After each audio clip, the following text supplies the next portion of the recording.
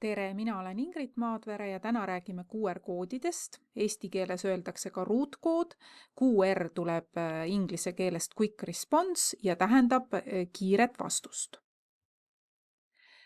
Kui me räägime, mis on QR-koodide ajalugu, siis need leiutas jaapanlane Mashiro Hara 1994. aastal ja tegelikult tema töötas oma firmaga Denso Wave siis Toyota autotehase jaoks. Ja tal oli vaja teha siis triipkood, mis oleks kiirem ja mis võimaldaks rohkem andmeid salvestada.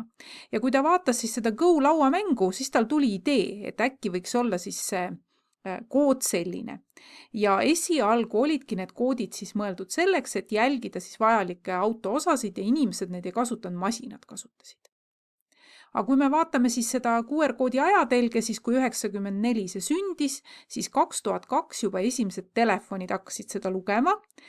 2017 tuli siis iPhone'is esimene koodilugejaga kaamerasse, nii et kui ma kaamera lahti tegin, ma sain lugeda koodi ja täna me võime öelda, et tegelikult QR-koodid on igal pool meie ümber. Mis see QR-kood siis võrreldes triipkoodiga on? Et panin ühe pildi ka, et siin vasakul pool on siis näha triipkoodi ja see on ühemõõtmeline, te olete kindlasti poes ka näinud, et on sellised erineva jämedusega siis need postid ja loetakse seda vasakult paremale, aga siia väga palju infot ei mahu. QR-kood on kahemõõtmeline ja see mahutab nüüd palju rohkem infot, et siia saab panna linke ja pilte ja terveid jutte.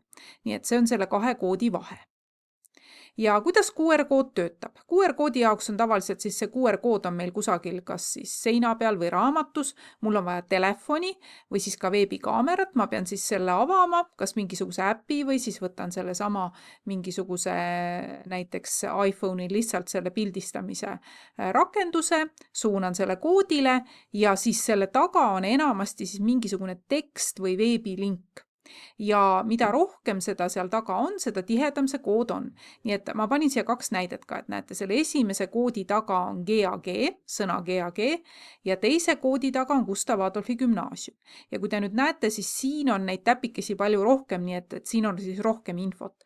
Ja koodil tegelikult vot need, mis te näete siin nurkades sellised ruudud, need võimaldavad siis lugejal aru saada, et mismoodi, mis pidi see kood on. Ja tegelikult see kood on nagu nii töökindel, et kui teil näiteks 30% koodist on kadunud, siis telefon suudab ikka lugeda, nii et võib-olla te olete näinud näiteks QR-koode, kus siin keskel on mingi pilt ja nii edasi. Nii et nad on üsna töökindlad, see on ka nende juures väga hea. Aga tähelepanu, tegelikult QR-kood võib olla ka ohtlik. Ja on olemas siis selline asi nagu koodipüük ehk phishing, ja see tähendab seda, et selle koodiga õngitsetakse teie andmeid. Kurjategijad võivad teha niimoodi, et nad kleebivad vale koodi siis päris koodi peale. Et näiteks teie lähete kuhugi restorani, vaatate, et seal on menüü, hakkate seda skännima, siis tuleb mingi link, te klõpsate selle lingi peale, siis te jõuate mingile lehele, kuhu peate sisestama andmeid. Nii et te peate olema nende koodidega ettevaatlikud. Kui te ei tea, kuidas see kood sinna sattus, näiteks tänaval leiate mingi QR-koodi, siis seda niisama skännida ei ole õige. Ja kuidas siis olla ettevaatlik? Kõigepealt vaadake koodi. Kas selle koodi juurde on midagi kirjutatud?